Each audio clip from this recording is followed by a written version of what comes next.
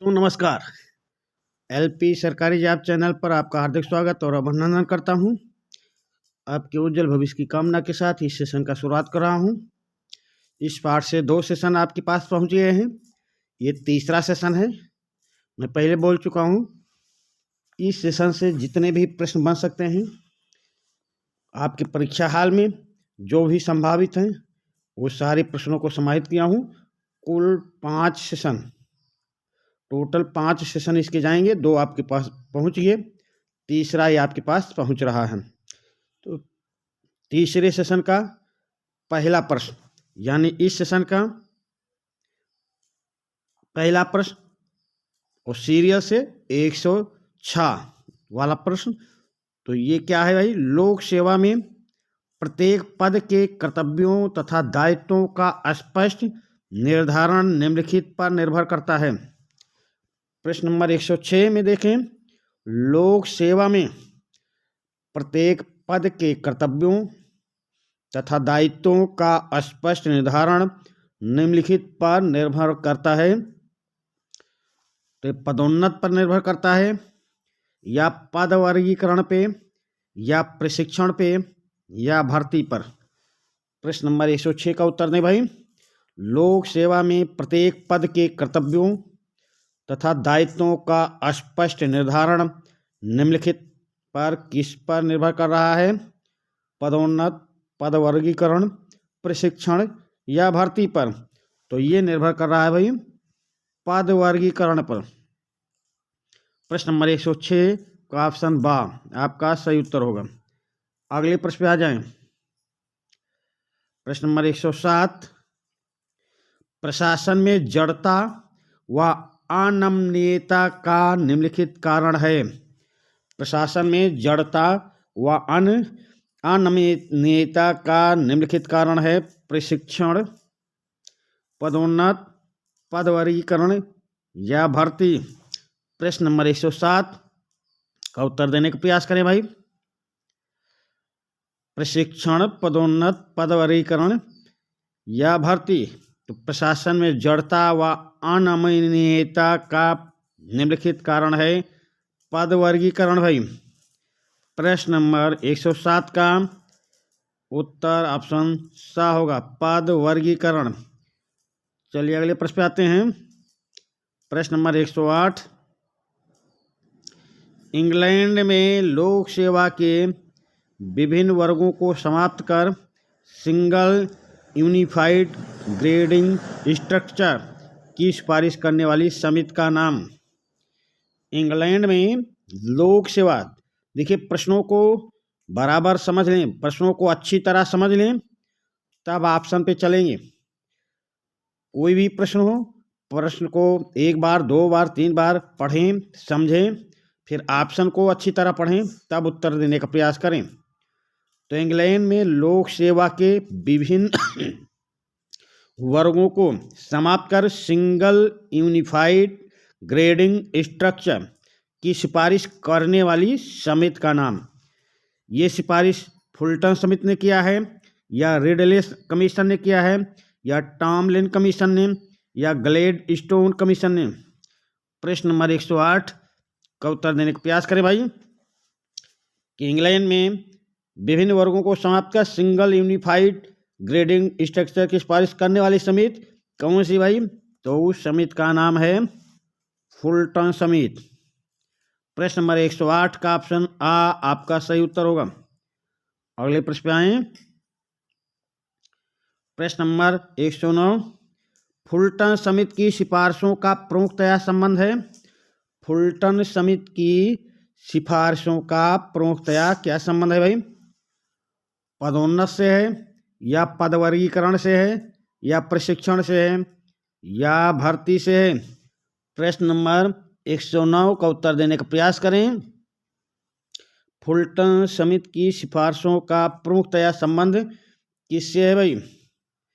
प्रश्न नंबर 109 का उत्तर देने का प्रयास करें। तो फुलटन समिति की सिफारिशों का प्रमुखतया संबंध पद वर्गीकरण से है। प्रश्न नंबर 109 का ऑप्शन बा आपका सही उत्तर होगा। अगले प्रश्न पे चलते हैं। प्रश्न नंबर 110। फुलटन समिति की सिफारिश है कि फुलटन समिति की क्या सिफारिश है? प्रशासनिक वर्ग और अन्य वर्गों में अधिक दूरी नहीं होनी चाहिए। प्रशासनिक वर्ग और अन्य वर्गों में अधिक दूरी नहीं होनी चाहिए। पदोन्नत की अधिक सुविधाएं हों। प्रशिक्षण के अधिक अवसर हों। उपर्युक्त में से कोई नहीं। तो प्रश्न नंबर 110 का उत्तर देने का प्रयास करें कि फुलटन समिति की क्या सिफारिश है। फुलटन समिति ने क्या सिफारिश की है? तो फुलटन समिति की सिफारिशों में ऑप्शन के अकॉर्डिंग आपको बताना है, उत्तर प्रश्न के अकॉर्डिंग आपको बताना है। तो फुलटन समिति की सिफारिश है कि प्रशासनिक वर्ग और अन्य वर्गों में अधिक दूरी नहीं होनी चाहिए। प्रशासनिक वर्ग और अन्य वर्गों में अधिक दूरी नहीं होनी चाहिए। फुलटन समिति ने ये सिफारिश की थी। तो प्रश्न नंबर 110 का ऑप्शन आ आपका सही उत्तर होगा। चलिए अगले प्रश्न पे चलते हैं। प्रश्न नंबर 111। भारत में कवेनेंटेड ऑफ तथा अनकवेनेंटेड सेवाओं के दो वर्गों का प्रचलित है। भारत में कवेनेंटेड तथा अनकवेनेंटेड सेवाओं के दो वर्ग का प्रचलित थे। मुगल काल में, ईस्ट इंडिया कंपनी के काल में, स्वतंत्र भारत में या प्राचीन भारत में? प्रश्न नंबर 111 का उत्तर देने का प्रयास करें भाई। तो भारत में दो तरह की शासन सेवाओं का, दो तरह की शासन व्यवस्थाओं का या द्वैध शासन का कब प्रचलन था, आपसे ये पूछा जा रहा। प्रश्न नंबर 111। तो भारत में कवेनेंटेड तथा अनकवेनेंटेड सेवाओं के दो वर्ग कब प्रचलित थे? तो ये प्रचलित थे भाई ईस्ट इंडिया कंपनी के काल में। प्रश्न नंबर 111 का ऑप्शन बा आपका सही उत्तर होगा। अगले प्रश्न पे आ जाएं। प्रश्न नंबर 112। भारत में प्रतिज्ञाबद्ध तथा अप्रतिज्ञाबद्ध लोक सेवा का निर्माण करने में किसकी भूमिका महत्वपूर्ण रही? भारत में प्रतिज्ञाबद्ध तथा अप्रतिज्ञाबद्ध लोक सेवा का निर्माण करने में किसकी भूमिका महत्वपूर्ण रही भाई? लॉर्ड क्लाइव की, या सरदार पटेल की, या वारेन हेस्टिंग्स की, या लॉर्ड कॉर्नवालिस की? प्रश्न नंबर 112 का उत्तर देने का प्रयास करें। भारत में प्रतिज्ञाबद्ध तथा अप्रतिज्ञाबद्ध लोक सेवा का निर्माण करने में किसकी भूमिका महत्वपूर्ण रही? Lord Clive, Sardar Patel, Warren Hastings या लॉर्ड कॉर्नवालिस की? तो भाई चारों में जो महत्वपूर्ण भूमिका प्रतिज्ञाबद्ध तथा अप्रतिज्ञाबद्ध लोक सेवा के निर्माण में क्लाइव की भूमिका महत्वपूर्ण रही। क्लाइव। प्रश्न नंबर 112 का ऑप्शन आ आपका सही उत्तर होगा। चलिए अगले प्रश्न पे चलते हैं। 113। प्रश्न नंबर 113। प्रतिज्ञाबद्ध सिविल सेवा का लक्षण था। प्रतिज्ञाबद्ध सिविल सेवा का क्या लक्षण था? इसमें अंग्रेज अधिकारी होते थे, इसमें हिंदुस्तानी लिए जाते थे, इसमें स्थानीय लोगों की नियुक्तियां की जाती थीं, ये कम उत्तरदायित्व वाले पदों पर नियुक्त किए जाते थे। प्रतिज्ञाबद्ध सिविल सेवा का लक्षण क्या है भाई? तो चलिए उत्तर देने का प्रयास करें। इसमें और अंग्रेज अधिकारी होते थे, हिंदुस्तानी लिए जाते थे, इसमें स्थानीय लोगों की नियुक्तियां की जाती थीं, ये कम उत्तरदायित्व वाले पदों पर नियुक्त किए जाते थे। तो प्रतिज्ञाबद्ध सिविल सेवा का लक्षण था इसमें अंग्रेज अधिकारी होते थे, अंग्रेज अधिकारी होते थे इसमें भाई। प्रश्न नंबर 113 का ऑप्शन आ आपका सही उत्तर होगा। अगले प्रश्न पे आए। भारत में इंपीरियल सेवाएं प्रांतीय सेवाएं तथा अधीनस्थ सेवाएं, तीन वर्गों में लोक सेवा को वर्गीकृत करने की सिफारिश करने वाला आयोग। भारत में इंपीरियल सेवाएं, प्रांतीय सेवाएं तथा अधीनस्थ सेवाएं, तीन वर्गों में लोक सेवा को वर्गीकृत करने की सिफारिश करने वाला आयोग कौन था? ये आयोग फुलटन आयोग था, या एचिसन आयोग था, या टॉमलिन आयोग था, या रिडले कमीशन था? प्रश्न नंबर 114 का उत्तर देने का प्रयास करें भाई। फुलटन आयोग, एचिसन आयोग, टॉमलिन आयोग या रिडले आयोग? उत्तर देने का प्रयास करें। प्रश्न नंबर 114, भारत में इंपीरियल सेवाएं, प्रांतीय सेवाएं तथा अधीनस्थ सेवाएं, तीन वर्गों में लोक सेवा को वर्गीकृत करने की सिफारिश करने वाला आयोग था एचिसन आयोग। प्रश्न नंबर 114 का ऑप्शन बा आपका सही उत्तर होगा एचिसन आयोग। अगले प्रश्न पे चलते हैं।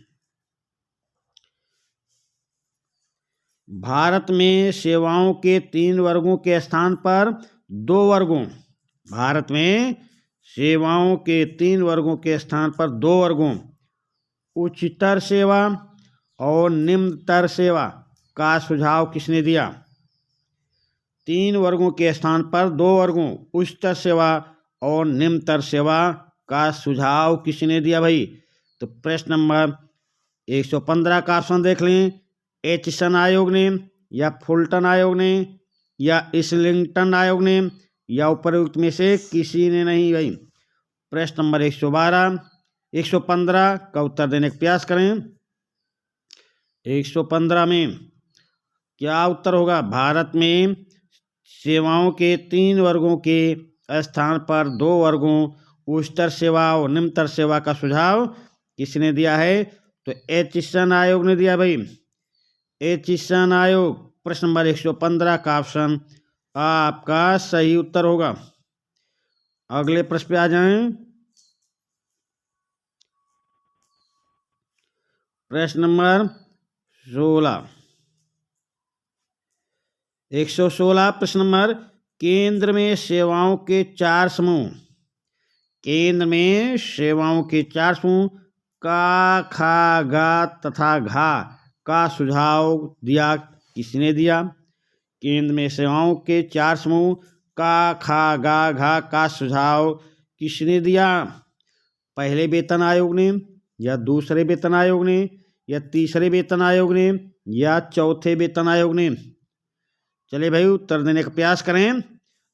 केंद्र में सेवाओं के चार समूह का, खा, गा तथा घा का सुझाव किसने दिया है? पहले वेतन आयोग, दूसरे वेतन आयोग ने, तीसरे वेतन आयोग ने, या चौथे वेतन आयोग ने? तो ये देने वाले थे तीसरे वेतन आयोग ने भाई, तीसरे वेतन आयोग ने। प्रश्न नंबर 116 का ऑप्शन सा आपका सही उत्तर होगा। अगले प्रश्न पे आ जाएं। भारत में कितनी अखिल भारतीय सेवाएं हैं? भारत में कितनी अखिल भारतीय सेवाएं हैं? ये दो सेवाएं हैं, या पांच, या तीन, या चार? प्रश्न नंबर 117 का उत्तर देने का प्रयास करें भाई।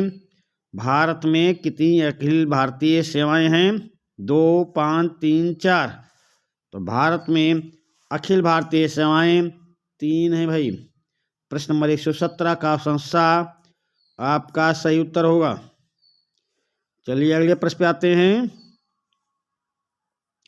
प्रश्न नंबर 118, निम्नलिखित में से अखिल भारतीय सेवा कौन सी है? निम्नलिखित में से अखिल भारतीय सेवा कौन सी है? तो ये भारतीय वन सेवा है, या भारतीय विदेश सेवा है, या भारतीय अर्थ सेवा है, या भारतीय डाक सेवा है? अखिल भारतीय सेवा आपसे पूछा जा रहा है, चार ऑप्शन दिए गए हैं, इन चार ऑप्शन से अखिल भारतीय सेवा कौन सी है ये आपको बताना है। तो प्रश्न नंबर 118 का उत्तर दें भाई।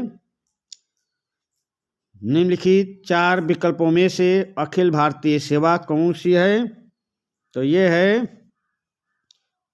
भारतीय वन सेवा भाई। भारतीय वन सेवा अखिल भारतीय सेवा है। प्रश्न नंबर 118 का ऑप्शन आ आपका सही उत्तर होगा। भारतीय वन सेवा अखिल भारतीय सेवा है। अगले प्रश्न पे आ जाएं। प्रश्न नंबर 119, केंद्र में समूह का के अंतर्गत आने वाली सेवा। केंद्र में समूह का के अंतर्गत आने वाली सेवा कौन सी है?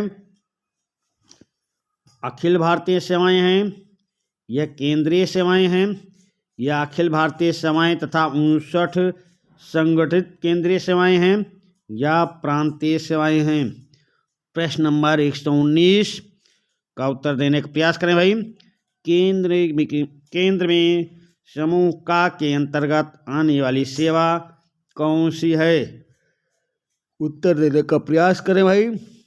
अखिल भारतीय सेवाएं, केंद्रीय सेवाएं, अखिल भारतीय सेवाएं तथा 59 संगठित केंद्रीय सेवाएं, या प्रांतीय सेवाएं।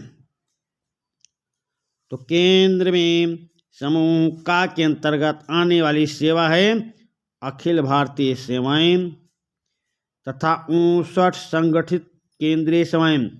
यहाँ पर अखिल भारतीय सेवा दिया है, सही है। केंद्रीय सेवा दिया है, सही है। पर आपका सबसे उपयुक्त विकल्प ऑप्शन सा है। ये भी इसमें है, ये भी इसमें है। तो अखिल भारतीय सेवाएं तथा 59 संगठित केंद्रीय सेवाएं। प्रश्न नंबर 119 का ऑप्शन सा आपका सही उत्तर होगा। चलिए भाई अगले प्रश्न पे आते हैं। पॉल एपलबी ने भारत में सेवाओं के वर्गीकरण के दोष बताए हैं। पॉल एपलबी ने भारत में सेवाओं के वर्गीकरण के क्या दोष बतलाए हैं? इसमें कठोरता है, गैर विशेषज्ञों से प्रभावित है, या विशृंखलित है, या उपर्युक्त तीनों है। प्रश्न नंबर 120 का उत्तर दे भाई। पॉल एपलबी ने भारत में सेवाओं के वर्गीकरण के दोष बतलाए हैं, वो दोष आपको बतलाना है। तो भारतीय सेवाओं के वर्गीकरण में कठोरता है, गैर विशेषज्ञों से प्रभावित है, विशृंखलित है, यानी कि ऑप्शन द उपर्युक्त तीनों आपका सही उत्तर होगा। प्रश्न नंबर 120 का ऑप्शन द आपका सही उत्तर होगा। अगले प्रश्न पे आ जाएं। निम्नलिखित में से किस देश में रैंक वर्गीकरण की प्रथा प्रचलित है? निम्नलिखित में से किस देश में रैंक वर्गीकरण की प्रथा प्रचलित है? ये फ्रांस में है प्रचलित, या अमेरिका में प्रचलित है, या इंग्लैंड में प्रचलित है, या भारत में प्रचलित है। प्रश्न नंबर 121, निम्नलिखित में से किस देश में रैंक वर्गीकरण की प्रथा प्रचलित है? चलिए भाई उत्तर देते रहें। और सेशन चालू हो गया है, तो इस सेशन को शेयर कर दें दोस्तों के पास, शेयर कर दें। अधिक प्रश्नों की श्रृंखला चल रही है, और ये ऐसे प्रश्न हैं जो परीक्षा हाल में आपको कठिन प्रश्नों की श्रेणी में पूछे जाएंगे। तो इन प्रश्नों को 2-3 बार आपको देखना है, और उसके अंत में जब तक ये सरल प्रश्नों की श्रेणी में आप लोग नहीं कर लेते हैं तब तक देखना है। और दोस्तों को भी शेयर करें, उनसे कहें कि ऐसे प्रश्नों की जानकारी के लिए, ऐसे प्रश्नों के ज्ञान के लिए इस चैनल को सब्सक्राइब कर लें। आप जितना अधिक लाइक करेंगे, शेयर करेंगे और इस चैनल को लोकप्रिय बनाएंगे, हम उतना ही अधिक आपके लिए मेहनत करेंगे और आपके लिए ऐसे प्रश्नों का संग्रह ले आएंगे ताकि आप सफलता के मार्ग पर चल पड़ें, सफलता आपको कदम चूमें, आप नियुक्ति पत्र लेने के अधिकारी हो जाएं। तो निम्नलिखित में से किस देश में रैंक वर्गीकरण की प्रथा प्रचलित है? तो ये प्रचलित है इंग्लैंड में भाई। प्रश्न नंबर 121 का ऑप्शन सा आपका सही उत्तर होगा। अगले प्रश्न पे आ जाएं। रैंक वर्गीकरण का लक्षण है।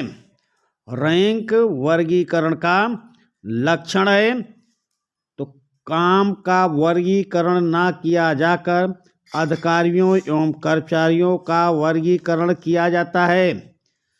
सही है, ये लक्षण है। काम का वर्गीकरण नहीं किया जाता बल्कि अधिकारियों एवं कर्मचारियों का वर्गीकरण किया जाता है, ये लक्षण है। रैंक वर्गीकरण में इस बात से कोई प्रभाव नहीं पड़ता कि व्यक्ति को किस काम पर लगाया गया है, ये भी लक्षण पाया जाता है।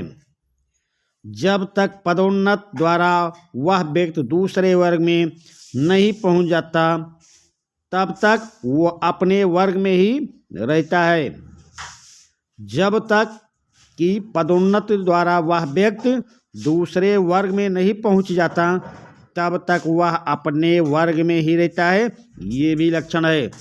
तो प्रश्न नंबर 122 में ये तीनों लक्षण अगर पाए जा रहे हैं तो आपका उत्तर क्या सही होगा? Option the. प्रश्न नंबर 122 का ऑप्शन द आपका सही उत्तर है। अगले प्रश्न पे आ जाएं। प्रश्न नंबर 123 फुलटन कमेटी की सिफारिश से संबंधित नहीं है। फुलटन कमेटी की सिफारिश से सम्मत नहीं है। फुलटन कमेटी ने जो सिफारिश की है उसमें से चारों में से कौन सा नहीं है? तो यानी कि तीन फुलटन कमेटी की सिफारिश से संबंधित है, एक नहीं है। अब आपको देखना है पहले वो तीन कौन से हैं। तो एडमिनिस्ट्रेटिव क्लास तथा अन्य वर्गों के बीच पहले जैसी दूरी बनाए रखी जाए, ऐसा कोई सिफारिश किया ही नहीं है फुलटन कमेटी ने। ऑप्शन बा देखें, सिविल सर्विस के विभिन्न वर्गों को समाप्त कर दिया जाना चाहिए, ये सिफारिश किया है। वर्गीकरण के स्थान पर सिंगल यूनिफाइड ग्रेडिंग स्ट्रक्चर लागू किया जाए, ये भी फुलटन कमेटी ने सिफारिश किया है। काम के आधार पर पद क्रम में स्थिति निर्धारित की जाए, तो ये भी सिफारिश किया है। तो फुलटन कमेटी कहाँ संबंधित है? इंग्लैंड से। इंग्लैंड में सिविल सर्विस के विभिन्न वर्गों को समाप्त कर दिया जाए, ऐसा फुलटन समिति ने कहा है। वर्गीकरण के स्थान पर सिंगल यूनिफाइड ग्रेडिंग स्ट्रक्चर लागू किया जाए, कहा है। काम के आधार पर पदक्रम में स्थिति निर्धारित की जाए, ऐसा भी सिफारिश की है। तो यहाँ पूछ रहा सिफारिश से संबंधित नहीं है, तो ये संबंधित नहीं है। एडमिनिस्ट्रेटिव क्लास एंड अन्य वर्गों के बीच पहले जैसी दूरी बनाए रखी जाए, ये सिफारिश नहीं की है। तो आपसे पूछा जा रहा नहीं, तो प्रश्न नंबर 123 का ऑप्शन आ आपका सही उत्तर होगा। प्रश्न नंबर 123 का ऑप्शन आ आपका सही उत्तर है। चलिए अगले प्रश्न पे चलते हैं। प्रश्न नंबर 124 लोक सेवा में अच्छे पद वर्गीकरण का लक्षण नहीं है। लोक सेवा में अच्छे पद वर्गीकरण का लक्षण नहीं है। क्या लक्षण नहीं है? बहुत अधिक क्लास अथवा व्यावसायिक समूह नहीं होने चाहिए। बहुत अधिक क्लास अथवा व्यावसायिक समूह होने चाहिए। वर्गीकरण वस्तुपरक होना चाहिए। वर्गीकरण व्यवस्था प्रबंधकों तथा कार्मिकों दोनों को ही स्वीकार होनी चाहिए। तो प्रश्न नंबर 124 का उत्तर देने का प्रयास करें भाई। लोक सेवा में अच्छे पद वर्गीकरण का लक्षण नहीं है। तो बहुत अधिक क्लास अथवा व्यावसायिक समूह नहीं होने चाहिए, ये लक्षण है। वर्गीकरण वस्तुपरक होना चाहिए, ये भी लक्षण है। वर्गीकरण व्यवस्था प्रबंधकों तथा कार्मिकों दोनों को ही स्वीकार होनी चाहिए, ये भी है लक्षण। और आपसे पूछा जा रहा लक्षण नहीं है तो बहुत अधिक क्लास अथवा व्यावसायिक समूह होने चाहिए। नहीं भाई, नहीं होने चाहिए, नहीं होने चाहिए। तो प्रश्न नंबर 124 का ऑप्शन बा बहुत अधिक क्लास अथवा व्यावसायिक समूह नहीं, व्यावसायिक समूह होने चाहिए। ये लोक सेवा में अच्छे पद वर्गीकरण का लक्षण नहीं है। तो प्रश्न नंबर 124 का ऑप्शन बा आपका सही उत्तर हो जाएगा। अगले प्रश्न पे आ जाएं। प्रश्न नंबर 125। प्रश्न नंबर 125, निम्न में से किस देश में रैंक क्लासिफिकेशन के बजाय पोजीशन क्लासिफिकेशन प्रचलित है? प्रश्न नंबर 125, निम्न में से किस देश में रैंक क्लासिफिकेशन के बजाय पोजीशन क्लासिफिकेशन प्रचलित है? ये अमेरिका में प्रचलित है, या इंग्लैंड में, या भारत में, या उपरोक्त में से कहीं भी नहीं। तो प्रश्न नंबर 125 का उत्तर देने का प्रयास करें भाई। किस देश में रैंक क्लासिफिकेशन के बजाय पोजीशन क्लासिफिकेशन प्रचलित है? अमेरिका, इंग्लैंड, भारत, या किसी में नहीं? तो भाई किसी में नहीं, ये तो गलत है। यहीं पे प्रचलित है रैंक क्लासिफिकेशन के बजाय पोजीशन क्लासिफिकेशन प्रचलित है अमेरिका में। प्रश्न नंबर 125 का ऑप्शन आ आपका सही उत्तर होगा। अमेरिका में रैंक क्लासिफिकेशन के बजाय पोजीशन क्लासिफिकेशन प्रचलित है। अगले प्रश्न पे आ जाएं। प्रश्न नंबर 126, भर्ती के निषेधात्मक दृष्टिकोण के परिणाम स्वरूप, भर्ती के निषेधात्मक दृष्टिकोण के परिणाम स्वरूप भाई योग्यतम व्यक्तियों को लोक सेवा की तरफ आकर्षित किया जा सकता है। लोक सेवाओं से धूर्तों को बाहर रखा जा सका। केवल योग्य एवं उचित पात्रों को ही प्रतियोगिता में सम्मिलित होने की अनुमति दी जाए। योग्य व्यक्तियों की खोज की जाए। यहाँ निषेधात्मक दृष्टिकोण पूछा जा रहा है। तो भर्ती के निषेधात्मक दृष्टिकोण के परिणाम स्वरूप लोक सेवाओं से धूर्तों को बाहर रखा जा सका। तो ये प्रश्न नंबर 126, भर्ती के निषेधात्मक दृष्टिकोण के परिणाम स्वरूप क्या हुआ? लोक सेवाओं से धूर्तों को बाहर रखा जा सका है। प्रश्न नंबर 126 का ऑप्शन बा आपका सही उत्तर होगा। अगले प्रश्न पे आ जाएं। प्रश्न नंबर 127, भर्ती के निषेधात्मक दृष्टिकोण का यह परिणाम हुआ। भर्ती के निषेधात्मक दृष्टिकोण का यह परिणाम हुआ कि लोक सेवाएं उदासीनता का आश्रय स्थल बन गई। लोक सेवा के लिए योग्य व्यक्ति की खोज की जाने लगी। प्रतियोगी परीक्षाओं के आधार पर चयन किया जाने लगा। योग्य व्यक्तियों की खोज के लिए प्रारंभिक प्रतियोगिता परीक्षाएं आयोजित की जाने लगी। प्रश्न नंबर 127 का उत्तर देने का प्रयास करें भाई। प्रश्न नंबर 127, भर्ती के निषेधात्मक दृष्टिकोण का यह परिणाम हुआ कि लोक सेवाएं उदासीनता का आश्रय स्थल बन गई, या लोक सेवाओं के लिए योग्य व्यक्ति की खोज की जाने लगी। प्रतियोगी परीक्षाओं के आधार पर चयन किया जाने लगा, या योग्य व्यक्तियों की खोज के लिए प्रारंभिक प्रतियोगिता परीक्षा आयोजित की जाने लगी।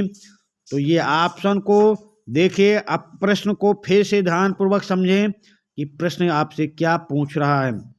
भर्ती के निषेधात्मक दृष्टिकोण का यह परिणाम हुआ कि लोक सेवाएं उदासीनता का आश्रय स्थल बन गई। लोक सेवाएं उदासीनता का आश्रय स्थल बन गई। भर्ती के निषेधात्मक दृष्टिकोण का यही परिणाम हुआ। प्रश्न नंबर 127 का ऑप्शन आ आपका सही उत्तर होगा। अगले प्रश्न पे चलते हैं। प्रश्न नंबर 128, सकारात्मक भर्ती का लक्षण नहीं है। सकारात्मक भर्ती का लक्षण नहीं है। पद तथा पदोन्नत क्रम पर बल, ये लक्षण है। उच्च पद क्रम से प्रत्याशियों को छांटने के लिए औसत के नियमों को लागू करना, ये लक्षण है। अयोग्य व्यक्तियों को हटाने के लिए नियुक्ति पूर्व परीक्षा पर बल, ये लक्षण नहीं है। योग्य व्यक्तियों की व्यापक खोज पर बल, ये भी लक्षण है। सकारात्मक भर्ती का लक्षण क्या नहीं है? अयोग्य व्यक्तियों को हटाने के लिए नियुक्ति पूर्व परीक्षा पर बल, ये सकारात्मक भर्ती का लक्षण नहीं है। सकारात्मक भर्ती का लक्षण नहीं, तो आपका ऑप्शन सा आपका सही उत्तर होगा। अब यहाँ पे समझ लें कि सकारात्मक भर्ती का लक्षण क्या है। पद तथा पदोन्नत क्रम पर बल, उच्च पद क्रम से प्रत्याशियों को छांटने के लिए औसत के नियम को लागू करना, योग्य व्यक्तियों की व्यापक खोज पर बल, ये लक्षण है। और सकारात्मक भर्ती का लक्षण नहीं है अयोग्य व्यक्तियों को हटाने के लिए नियुक्ति पूर्व परीक्षा पर बल। चलिए अगले प्रश्न पे आते हैं। प्रश्न नंबर 129, प्रश्न नंबर 129 देख लें भाई।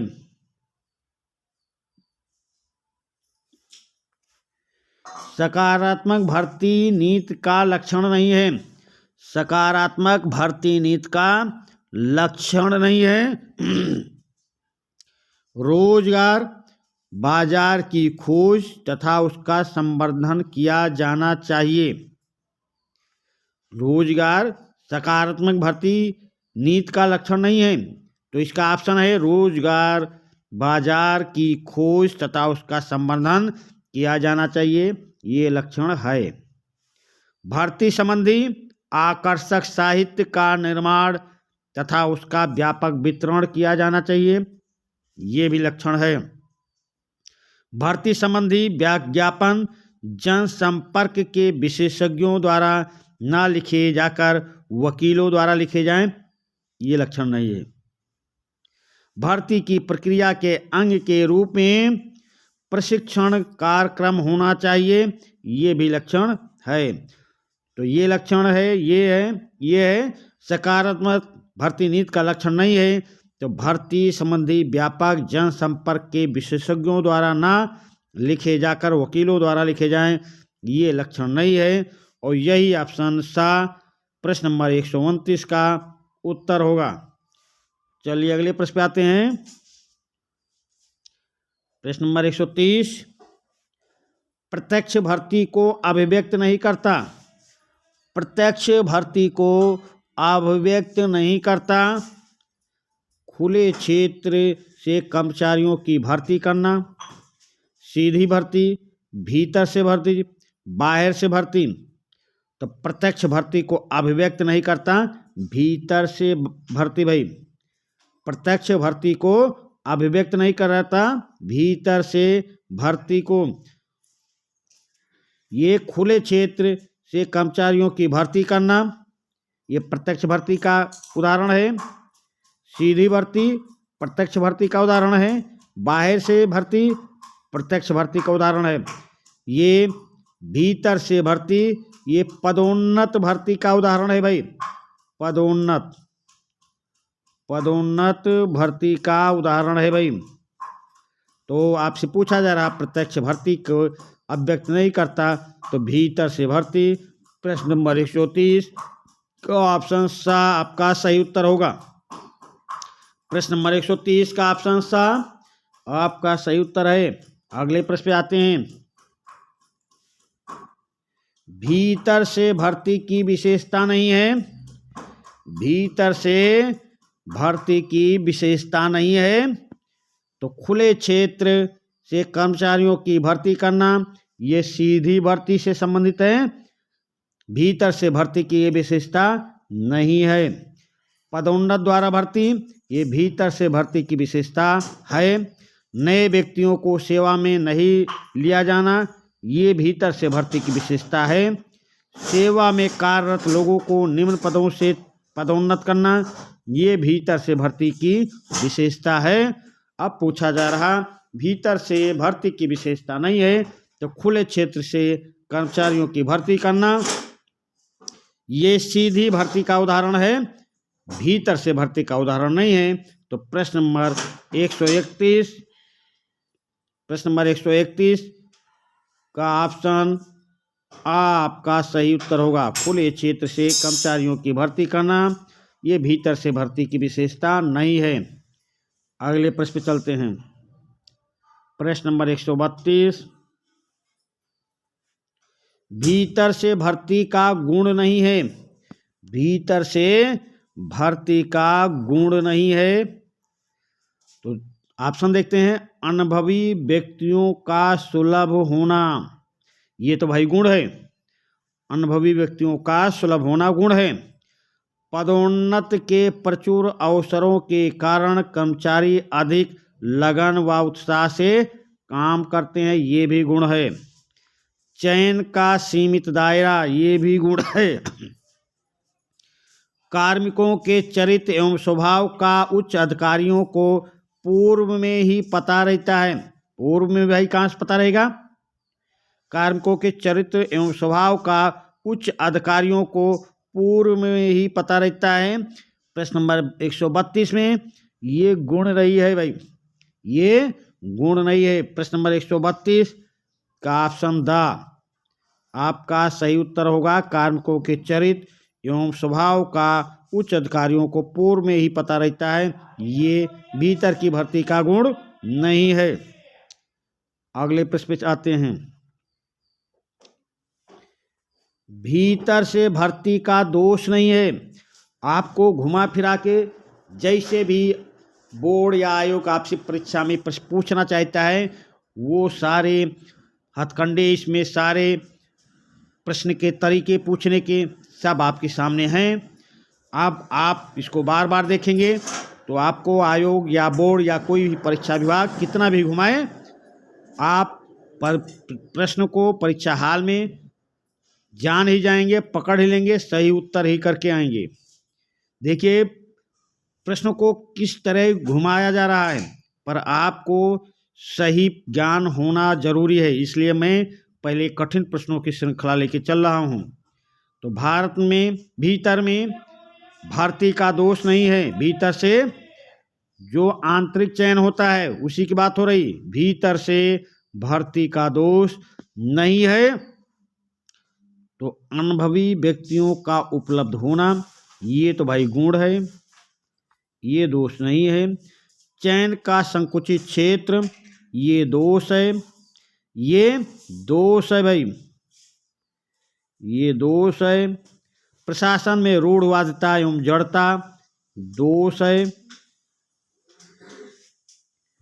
सरकारी सेवाएं मध्यम योग्यता वाले व्यक्तियों का आश्रय स्थल बन जाती हैं, ये भी दोष है।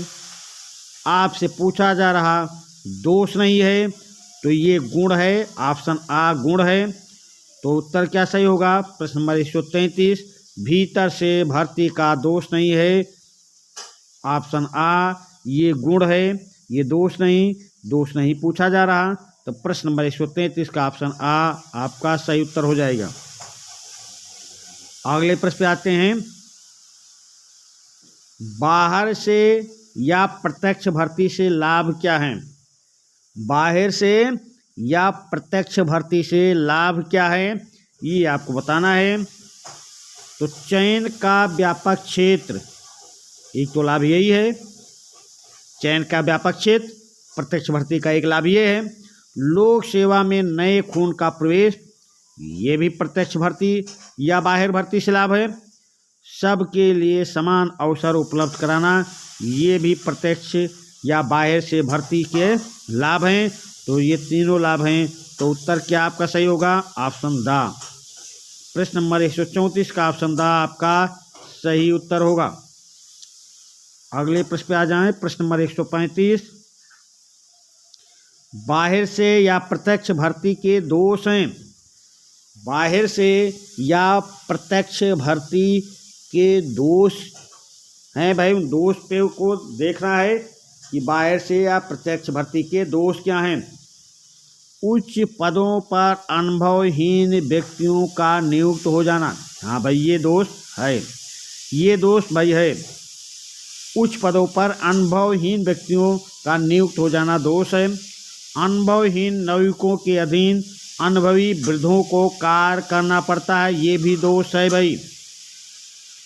सेवा में कार्यरत व्यक्तियों की पदोन्नत के सीमित अवसरों के कारण उनका उत्साह एवं जोश ठंडा पड़ जाता है, ये भी बाहर से या प्रत्यक्ष भर्ती के दोष हैं। तो तीनों दोष हैं, तो आपका उत्तर क्या सही होगा? Option the. प्रश्न नंबर 135 का ऑप्शन द आपका सही उत्तर होगा। प्रश्न नंबर 136, लोक सेवा में प्रवेश के लिए निम्नलिखित योग्यता सामान्य योग्यता नहीं कही जा सकती। लोक सेवा में भर्ती के लिए निम्नलिखित योग्यता में सामान्य योग्यता नहीं कही जा सकती है भाई। तो ये अनुभव या नागरिकता या अधिवास या उम्र या आय, सामान्य योग्यता किसे नहीं कहेंगे? तो ये अनुभव को नहीं कहेंगे भाई। लोक सेवा में प्रवेश के लिए निम्नलिखित योग्यता में सामान्य योग्यता नहीं कही जाएगी, अनुभव। सामान्य योग्यता में नागरिकता है, नागरिक हो, अधिवास हो, निवासी, उसकी उम्र उस हिसाब से हो जो गवर्नमेंट या सरकार द्वारा या उस पद के लिए निर्धारित की गई है। पर अनुभव सामान्य योग्यता नहीं है, ये विशेष योग्यता में पूछा जाएगा। विशेष योग्यता में कि अनुभव कितना है इसका। तो प्रश्न नंबर 136, लोक सेवा में प्रवेश के लिए निम्नलिखित योग्यता सामान्य योग्यता नहीं कही जाएगी, तो वो नहीं कहा जाएगा अनुभव, ये विशेष योग्यता में पूछा जाएगा। चलिए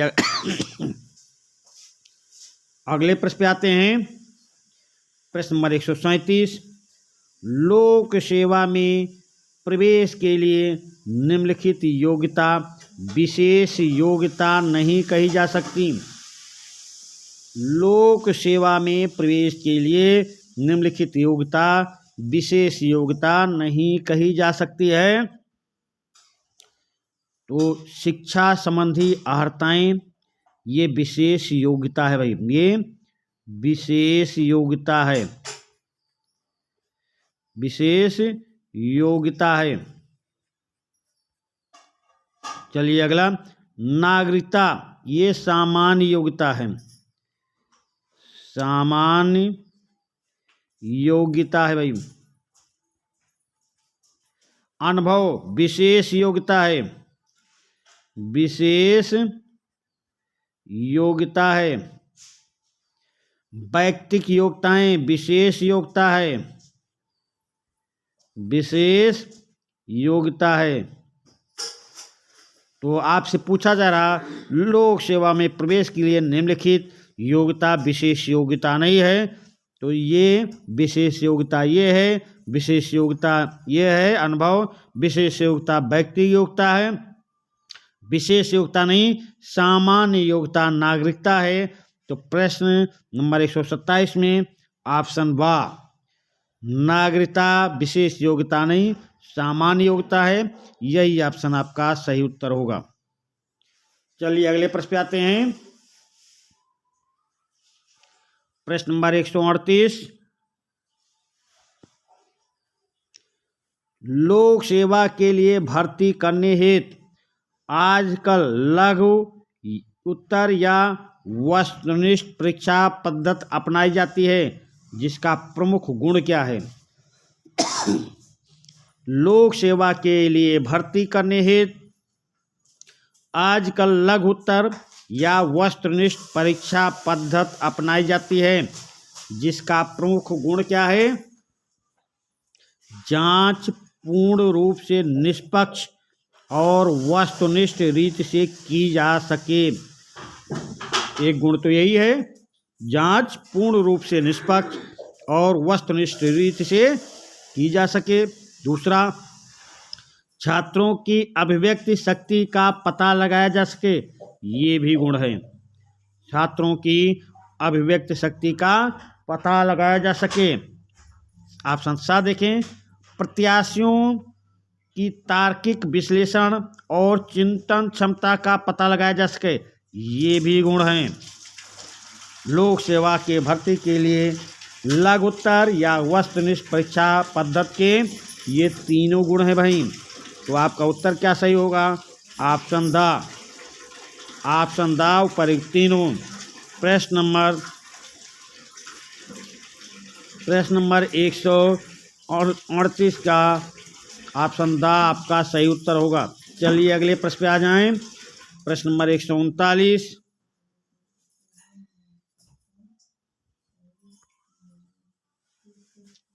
लघुत्तर या वस्तुनिष्ठ पद्धति पर आधारित परीक्षा का गुण नहीं है। अभी आपसे गुण पूछा गया था, वो तीनों गुण थे। अब पूछा जा रहा लघुत्तर या वस्तुनिष्ठ पद्धति पर आधारित परीक्षा का गुण नहीं है। तो प्रश्न नंबर 139 का भाई उत्तर देने का प्रयास करें। प्रश्न नंबर 139, प्रश्न नंबर 138 फिर से देखें। प्रश्न नंबर 138, जिसका प्रमुख गुण है तो जांच पूर्ण रूप से निष्पक्ष और वस्तुनिष्ठ रीति से की जा सके। ये है छात्रों की अभिव्यक्ति शक्ति का पता लगाया जा सके, प्रत्याशियों की तार्किक विश्लेषण और चिंतन क्षमता का पता लगाया जा सके। तो प्रश्न नंबर 138 में ये तीनों गुण है भाई, तीनों गुण हैं। अब प्रश्न नंबर 139, लघुत्तर या वस्तुनिष्ठ पद्धति पर आधारित परीक्षा का गुण नहीं है। प्रश्न नंबर 139, यह पद्धति पूर्ण रूप से व्यक्ति निरपेक्ष होती है। इस पद्धति से प्रत्याशी की विचार अभिव्यक्त करने की क्षमता का पता लग जाता है। इस पद्धति में कंप्यूटरों का प्रयोग आसानी से किया जा सकता है। इस पद्धति में उत्तर संक्षिप्त होते हैं, अतः उनके जांचने में समय बहुत कम लगता है। और परीक्षा का गुण नहीं है, ये आपसे पूछा जा रहा प्रश्न नंबर 139। तो ये पद्धति पूर्ण रूप से व्यक्ति निरपेक्ष होती है, ये गुण नहीं बल्कि दोष है। इस पद्धति से प्रत्याशी की विचार अभिव्यक्त करने की क्षमता का पता लग जाता है। लघुत्तर या वस्तुनिष्ठ पद्धति पर आधारित परीक्षा का गुण नहीं है। इस पद्धति से प्रत्याशी की विचार अभिव्यक्त करने की क्षमता का पता लग जाता है, ये गुण नहीं है भाई, ये गुण नहीं। प्रश्न नंबर 139 का ऑप्शन ब आपका सही उत्तर होगा। अगले प्रश्न पे आ जाएं। प्रश्न नंबर 140, कंट्री हाउस मेथड किस देश से संबंधित है? कंट्री हाउस मेथड किस देश से संबंधित है भाई? प्रश्न नंबर 140 का उत्तर दें। ये भारत से संबंधित है, या इंग्लैंड से, या अमेरिका से, या फ्रांस से? कंट्री हाउस मेथड किस देश से संबंधित है? प्रश्न नंबर 140 का उत्तर दें भाई। तो कंट्री हाउस मेथड का संबंध इंग्लैंड से भाई। प्रश्न नंबर 140 का प्रश्न नंबर 140 का ऑप्शन बा आपका सही उत्तर होगा। प्रश्न नंबर 141,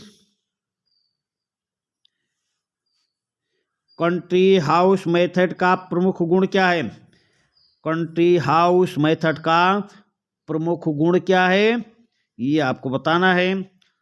तो प्रत्याशीगण तथा साक्षात्कार मंडल के सदस्य 2 दिन तक कंट्री हाउस में एक साथ रहते हैं, ये गुण नहीं भाई। इस प्रकार के विस्तृत साक्षात्कार में टेबल मैनर्स पर आवश्यकता से अधिक ध्यान दिया जाता है, जिससे संपन्न परिवार के बच्चों को भर्ती के मामले में लाभ मिल जाता है, ये भी गुण नहीं है। साक्षात्कार मंडल को इससे प्रत्याशियों को विभिन्न परिस्थितियों में आंकने का अवसर मिल जाता है। कंट्री हाउस मेथड का प्रमुख गुण यही है। साक्षात्कार मंडल को कंट्री हाउस मेथड से प्रत्याशियों को विभिन्न परिस्थितियों में आंकने का अवसर मिल जाता है। प्रश्न नंबर 141 का ऑप्शन सा आपका सही उत्तर है। ये अधिक खर्चीली है। ये गुण नहीं, आपसे गुण पूछा जा रहा, केवल गुण पूछा जा रहा। तो कंट्री हाउस मेथड का प्रमुख गुण है साक्षात्कार मंडल को प्रत्याशियों के विभिन्न परिस्थितियों में आंकने का अवसर मिल जाता है। प्रश्न नंबर 141 का ऑप्शन सा आपका सही उत्तर है। अगले प्रश्न पे आ जाएं। प्रश्न नंबर 142 लोक सेवा में भर्ती की लूट प्रणाली से संबंधित देश का नाम। स्पोइल्स सिस्टम। लोक सेवा में भर्ती की लूट प्रणाली से संबंधित देश का नाम क्या है, ये आपको बताना है। तो प्रश्न नंबर 142 का उत्तर दे भाई। ये अमेरिका में लूट प्रणाली है, या भारत में, या इंग्लैंड में, या फ्रांस में। लोक सेवा में भर्ती की लूट प्रणाली से संबंधित देश का नाम क्या है।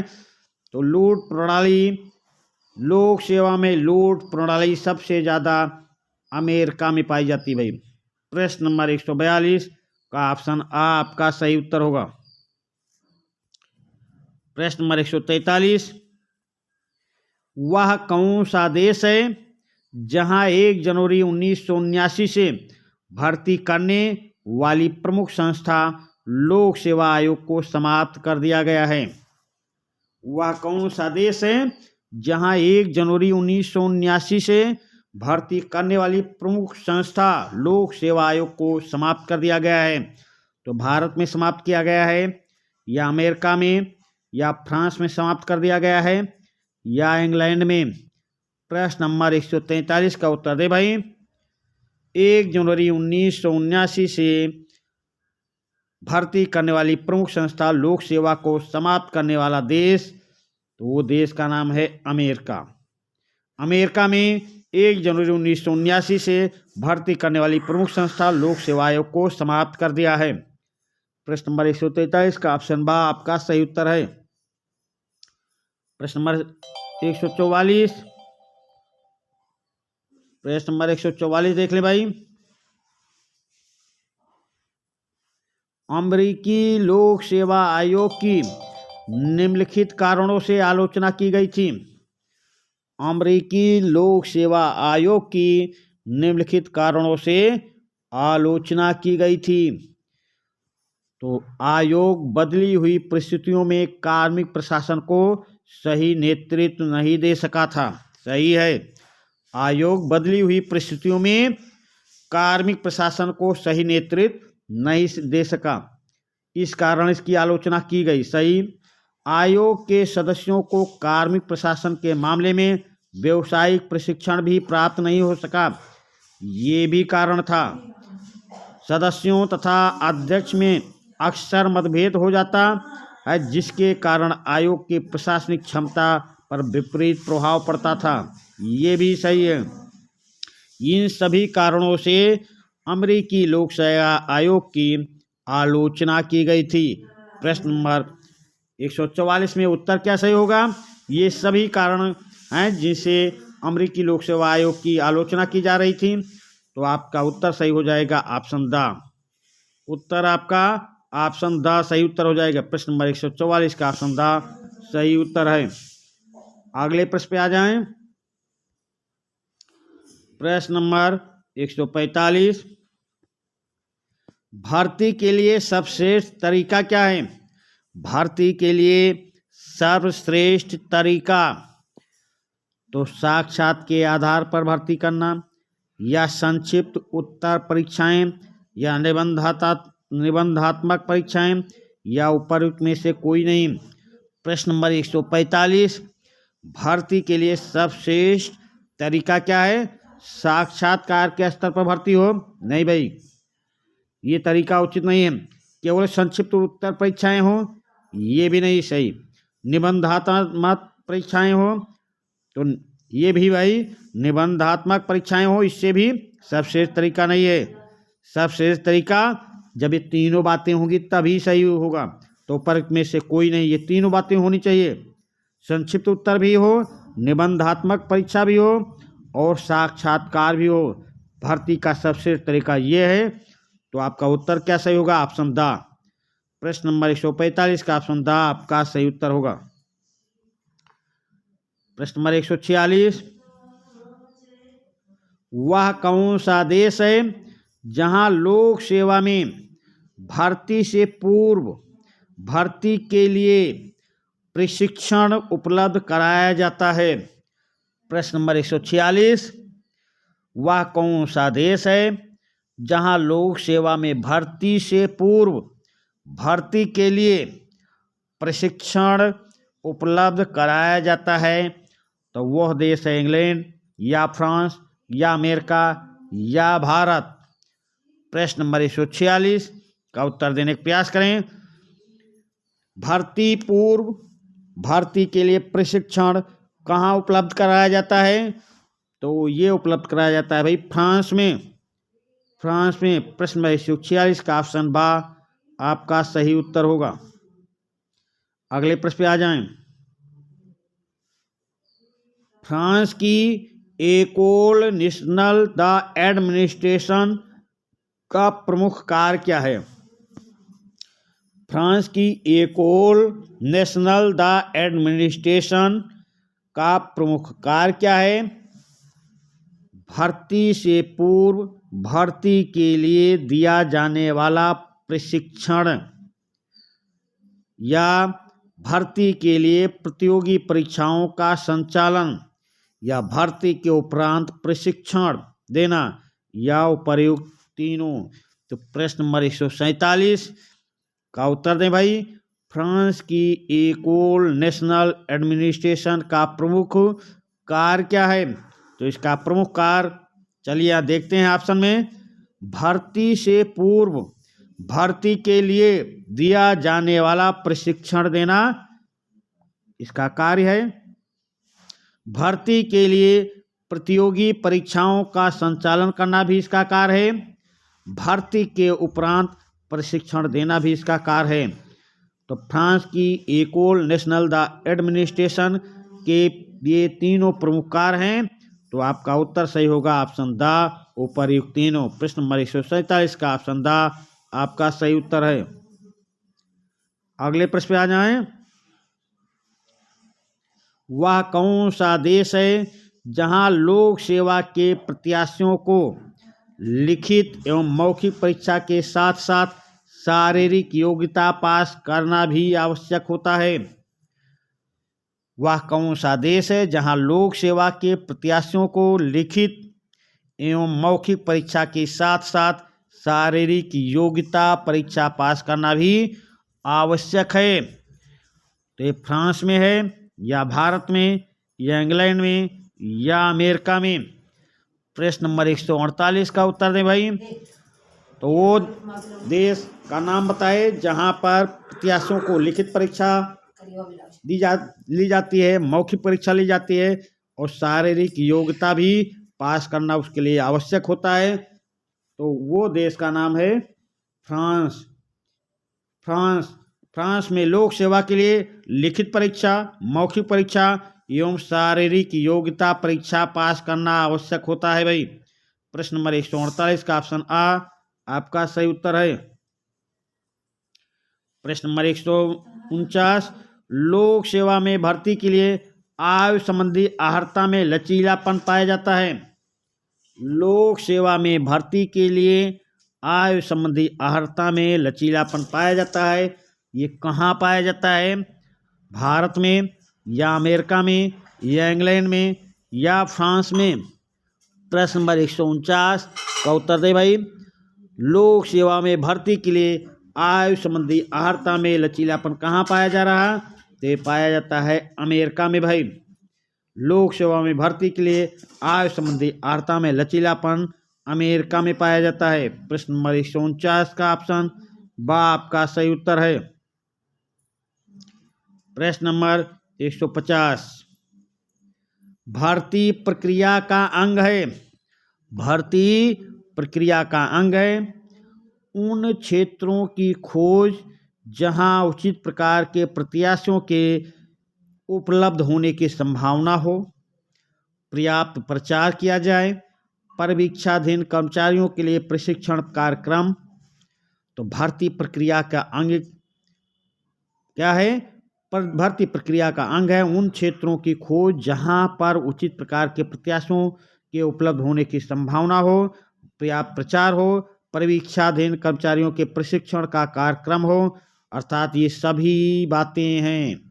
प्रश्न नंबर 150 का ऑप्शन द आपका सही उत्तर होगा। प्रश्न नंबर 151। प्रश्न नंबर 151 भाई देखिए,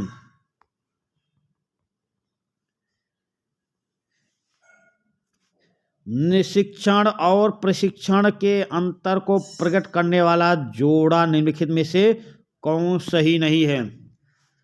शिक्षण और प्रशिक्षण के अंतर को प्रकट करने वाला निम्नलिखित जोड़ा सही नहीं है। कौन सा जोड़ा सही नहीं है, ये आपको उत्तर बताना है भाई। तो शिक्षण का विस्तृत क्षेत्र और प्रशिक्षण का संकुचित क्षेत्र, ये तो सही है। शिक्षण एक विशिष्ट क्रिया है, प्रशिक्षण एक सामान्य क्रिया नहीं भाई। शिक्षण एक सामान्य क्रिया है भाई। शिक्षण एक सामान्य क्रिया है, प्रशिक्षण एक विशिष्ट क्रिया है। विशिष्ट क्रिया है। ये उल्टा लिखा गया है, ये उल्टा लिखा गया है भाई। और बस यही ऑप्शन आपका सही नहीं है, ये जोड़ा सही नहीं है। और आगे भी देख लेते हैं। शिक्षा बुद्धि और मन का विस्तार करती है, सही। प्रशिक्षण विशेष व्यवसाय के क्षेत्र में कौशल को बढ़ाता है, सही। शिक्षण सैद्धांतिक अधिक है, प्रशिक्षण अधिक व्यवहारिक है। अब आपसे पूछा गया है शिक्षण और प्रशिक्षण के अंतर को प्रकट करने वाला जोड़ा सही नहीं, तो वो जोड़ा सही नहीं है बा। शिक्षण एक सामान्य प्रक्रिया है, प्रशिक्षण एक विशिष्ट प्रक्रिया है, ये जोड़ा सही नहीं। यही ऑप्शन आपका सही उत्तर होगा। चलिए अगले प्रश्न पे आते हैं। प्रश्न नंबर 152। प्रश्न नंबर 152, प्रशिक्षण आवश्यक है क्योंकि प्रशिक्षण द्वारा कर्मचारियों का दृष्टिकोण व्यापक बनता है, कर्मचारियों में गंभीर समस्याओं से निपटने की आदत उत्पन्न होती है, कर्मचारियों में आत्मविश्वास की भावना उत्पन्न होती है। प्रश्न नंबर 152, या उपर्युक्त तीनों उद्देश्य पूरे होते हैं। प्रश्न नंबर 152 का उत्तर दें भाई। प्रशिक्षण आवश्यक है क्योंकि प्रशिक्षण द्वारा कर्मचारियों का दृष्टिकोण व्यापक बनता है, कर्मचारियों में गंभीर समस्याओं से निपटने की आदत उत्पन्न होती है, कर्मचारियों में आत्मविश्वास की भावना उत्पन्न होती है। प्रश्न नंबर 152 का ऑप्शन द आपका सही उत्तर होगा। उपर्युक्त तीनों उद्देश्य पूरे होते हैं। अगले प्रश्न पे आ जाएं। इस सेशन का ये लास्ट प्रश्न है और इस पाठ के तीसरा सेशन है। इस तीसरे सेशन का ये लास्ट प्रश्न है। लोक सेवा में कार्मिकों की कुशलता, विशिष्टीकरण एवं स्वतंत्र निर्णय लेने की क्षमता बढ़ाने के लिए आवश्यक है पदवर्गीकरण है या प्रशिक्षण या पदोन्नत या भर्ती। प्रश्न नंबर 153 का उत्तर दे भाई। लोक सेवा में कार्मिकों की कुशलता, विशिष्टीकरण एवं स्वतंत्र निर्णय लेने की क्षमता बढ़ाने के लिए आवश्यक है कि उसको प्रशिक्षित किया जाए, उस प्रशिक्षण दिया जाए भाई। प्रश्न नंबर 153 का ऑप्शन बा। लोक सेवा में कार्मिकों की कुशलता, विशिष्टीकरण एवं स्वतंत्र निर्णय लेने की क्षमता बढ़ाने के लिए आवश्यक है कि उसको प्रशिक्षण दिया जाए। तो प्रश्न नंबर 153 का ऑप्शन बा आपका सही उत्तर होगा। और इस सेशन के इसी प्रश्न के साथ हम आपसे विदा लेते हैं। धन्यवाद।